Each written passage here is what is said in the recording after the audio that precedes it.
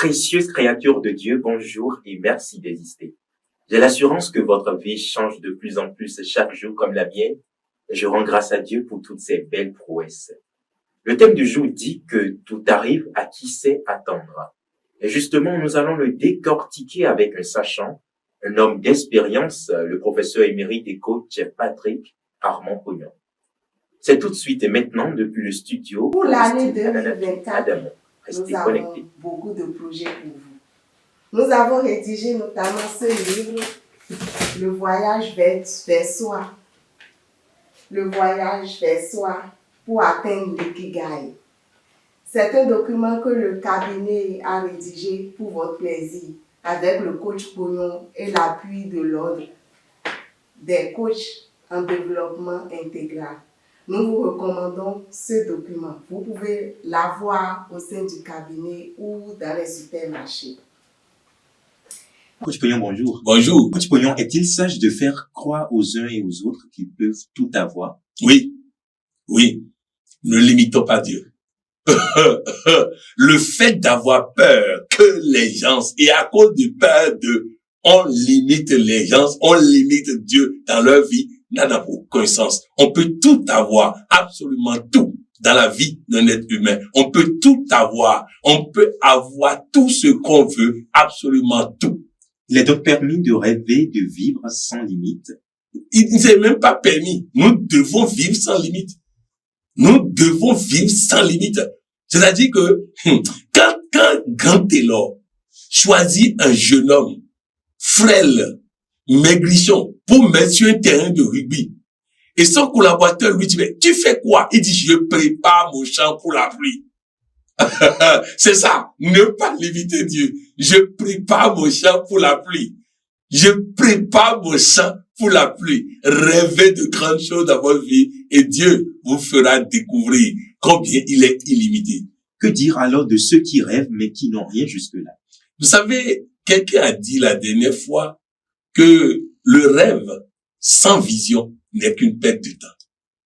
Le rêve sans vision n'est qu'une perte de temps. Permettez-moi de faire une petite parenthèse dans les interventions des coachs lors des webinaires et des cliniques de la santé et du bien-être.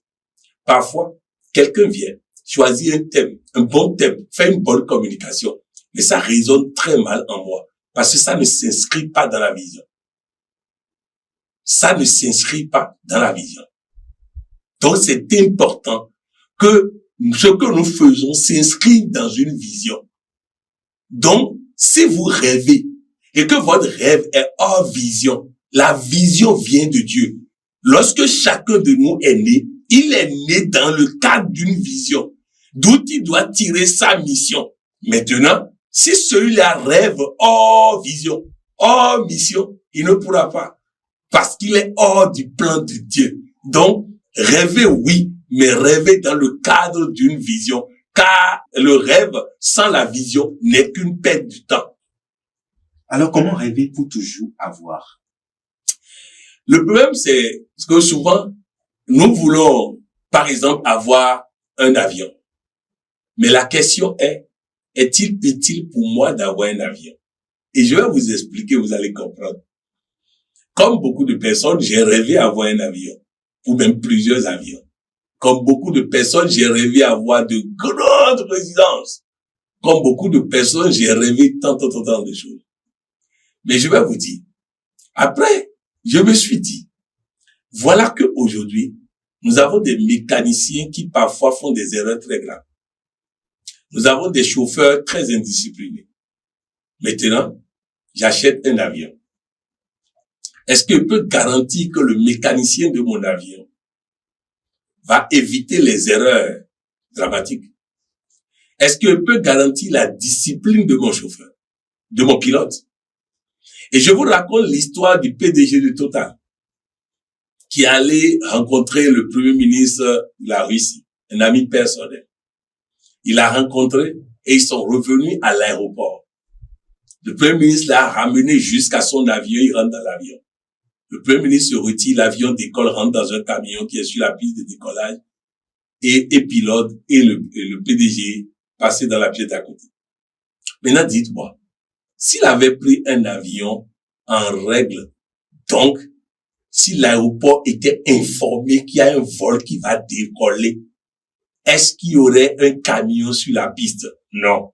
Comme c'est un vol privé, donc on a fait affaire. On a amené vol privé. On est venu positionner vol privé sans que tout le monde ne soit informé que ce vol va décoller. Bref, qu'est-ce que je veux vous dire? Lorsque vous voyagez, même si vous louez un jet privé, il y a des formalités qui permettent d'éviter un certain nombre de choses. Donc, rêver d'un avion sans que Dieu ne soit dedans, c'est avoir un avion avec un pilote sans que Dieu ne soit dedans, avec un mécanicien d'avion sans que Dieu ne soit dedans, avec un ceci sans que Dieu ne soit dedans. Ça coûte plus cher et ça n'apporte aucune sûreté. Pour que les choses apportent de sûreté, c'est un avion seul, si Dieu le veut pour moi. Une maison seulement, si Dieu le veut pour moi. Un ceci seulement, si Dieu le veut pour moi. Seigneur, je veux bien épouser cette femme, mais que ta volonté seule soit faite. Seigneur, je veux bien épouser cet homme, mais seulement si ta volonté est dedans. Seigneur, je veux lancer ce business, mais seulement si ta volonté est dedans. Voilà ce que ça veut dire rêver dans le cadre d'une vision. Et celui qui rêve bien, peut-il s'attendre à un exaucement rapide? Il doit s'attendre à un exaucement rapide, mais doit pouvoir aussi patienter si c'est nécessaire. Je vais vous l'expliquer en deux choses. En fait, nous sommes ici en train de vous parler du pouvoir du détachement. Il s'agit de quoi? Je veux avoir cette voiture-là. Mais que j'ai cette voiture ou pas, je m'en fous. Je veux avoir cette voiture-là. Ça, c'est le rêve, c'est bon. Mais que j'ai cette voiture ou pas, je m'en fous. Seule la volonté de Dieu m'intéresse. Je veux être candidat à ça. Mais que je sois candidat ou pas, je m'en fous. Seule la volonté de Dieu dans ma vie. Je veux me marier. Mais que je me marie ou pas, je m'en fous. Seule la volonté de Dieu doit se réaliser. Autrement dit, je veux ça. J'attends ça. Si c'est bon, si c'est prêt, que Dieu me donne. Si c'est pas bon, bon. C'est exactement comme la prière de Jésus sur la croix. Seigneur, éloigne de moi cette coupe, mais que ta seule volonté soit faite. Que la volonté de Dieu soit faite. Tout ce que moi je veux là, que ça s'inscrive dans la volonté de Dieu. Si c'est pas lui, qu'il m'amène, mais m'a oublié que je veux ça. C'est ça. Vouloir les choses et au même moment être prêt à renoncer à ça. C'est ça. Rêver dans le sens de Dieu, dans le plan de Dieu. Voilà pourquoi nous devons apprendre à rêver. Je veux ça, mais dans la volonté de Dieu. Résultat, comme je ne suis pas stressé dans l'attente de ça, vous comprenez que je n'ai pas de malaise parce que cela n'arrive pas. Donc, je suis normalement en attendant que ça arrive. Si ça arrive, c'est bon. Si ça n'arrive pas, c'est pas grave. C'est ça, en réalité, ce que j'ai appelé le pouvoir du détachement. Mais je voudrais vous dire ceci. Pour que vous compreniez que ce que je vous dis n'est pas un choix. Voilà une dame qui veut avoir enfant. C'est une bonne chose. C'est une très bonne chose. Mais elle est tellement impatiente par rapport à l'enfant qu'elle produit un stress qui entraîne les fausses couches. Si elle écoute ce que je dis, elle attend un enfant, mais elle dit que ça vienne ou pas, que seule la volonté de Dieu soit faite. Elle ne sera pas stressée. Elle pourra déguster le plaisir de faire l'amour. Elle rend donc elle-même heureuse, son mari heureux. Dans cette bonne ambiance, il n'y a pas de stress. Résultat, il ne peut pas y avoir fausse couche.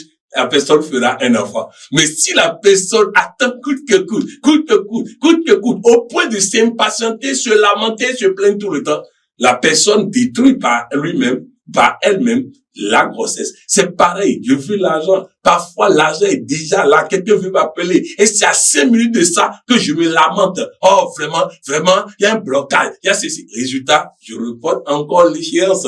Je veux avoir la santé. À 5 minutes, je commence par me lamenter. Ce stress-là crée davantage de maladies. Donc, apprenons à rêver de grandes choses, mais aussi à ne pas s'attacher à ça au point d'en souffrir. Mais est-ce donc à dire que nous devons toujours attendre? Oui et non, parce que je vous ai dit tout à l'heure que je m'en fous si ça n'arrive pas. Donc autant je veux ça, donc j'attends. Mais autant je m'en fous si ça n'arrive pas. Donc cela suppose que si je m'en fous que ça n'arrive pas, ça veut dire que j'attends ça. Mais au même moment, je vis comme si je n'attends plus ça. Vous voyez, quand je veux me rappeler d'un homme et ça ne vient pas. Vous voyez, je passe à autre chose. Mais je ne sais pas que je ne veux plus. Mais vous allez vous rendre compte que dès que le nom arrive, ça fait plaisir qu'on dit, oh, je me rappelle déjà, c'était le nom. Voilà. Alors que je suis passé à autre chose. Donc, apprenons à attendre, veut dire, faisons en sorte que tout en attendant, soyons prêts à être toujours heureux, même si ça n'arrivera pas. Donc, si on veut résumer, c'est en quelque sorte ne pas se focaliser là-dessus. Exactement, ne pas faire focus là-dessus. Je profite de ce que j'ai en attendant ce que je n'ai peut-être pas et que je n'aurai peut-être pas. Pourtant, Benjamin Franklin a clairement dit que celui qui vit d'espoir meurt de faim. Oui, il veut dire simplement que si vous vous focalisez sur ce que vous attendez, sans profiter de ce que vous allez mourir de faim. Autrement dit, je suis nos limites.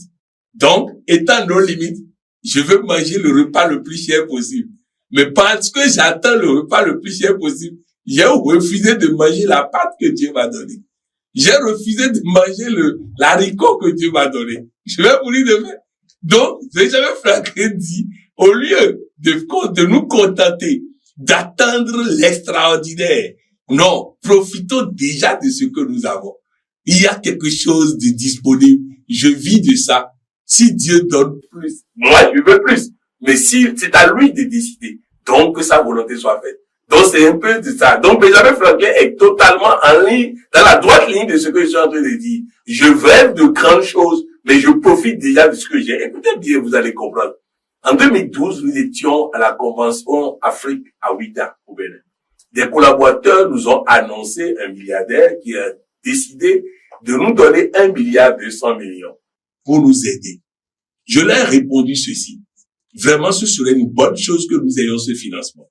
En attendant ce financement, permettez-moi de continuer les séminaires de 2000 qui nous permettent de vivre. Effectivement, j'ai continué les séminaires de 2000.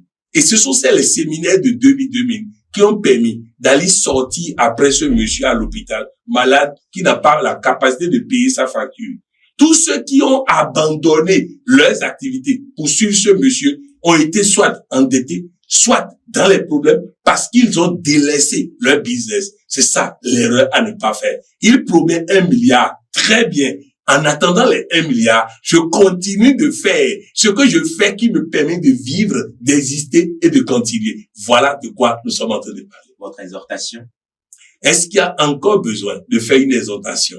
Il faut dire simplement aux uns et aux autres, lorsque vous rêvez de grandes choses, soyez heureux, satisfaits de ce que vous avez, dégustez ce que vous avez, ça produit une joie. Cette joie attire ce que vous attendez. Mais si vous vous focalisez sur ce que vous attendez, vous allez stresser et le stress bloque ce que vous attendez. Votre mot de fin? Juste dire aux uns et aux autres, il y a de la nourriture de qualité disponible au plan mental, au plan physique. Soyons ensemble dans les rendez-vous de bonheur pour que nous puissions déguster ça. Oui, les cliniques de la santé et du bien-être réparent l'homme. Qui ne veut pas être réparé? Nous voulons tous être réparés. Dieu a préparé une clinique pour nous permettre de découvrir la santé et le bien-être. Il nous donne des tonus gratuitement. Dieu nous donne de la nourriture mentale. Dieu nous donne de vivre longtemps, en bonne santé, riche et heureux. Mais à chacun de nous de décider. De toutes les façons, moi, je bousculerai encore et davantage chacun de nous pour rentrer dans les rangs afin que le bonheur de notre vie soit un témoin pour Dieu. La santé, la longévité de notre vie soit un témoin pour Dieu. La prospérité à tous égards de notre vie soit un témoin pour Dieu. Pour l'année 2024, en vue de vous aider à atteindre votre ikigai, votre bien-être dans le japonais, nous avons rédigé ce document aussi. C'est le planner, Life Planner. À l'intérieur de ce document, nous vous apprenons comment vous allez vous organiser dans les différents compartiments de votre vie, dans les différents domaines de votre vie, sur le plan familial, sur le plan financier, sur le plan entrepreneurial, dans la gestion des enfants, dans la gestion de votre temps, dans la gestion du stress.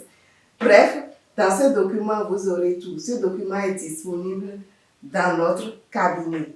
Nous sommes situés à Ibatin, en face du prêt-à-porter Elie Chanal. Notre contact, c'est le 61 30 62 94. Soyez richement bénis.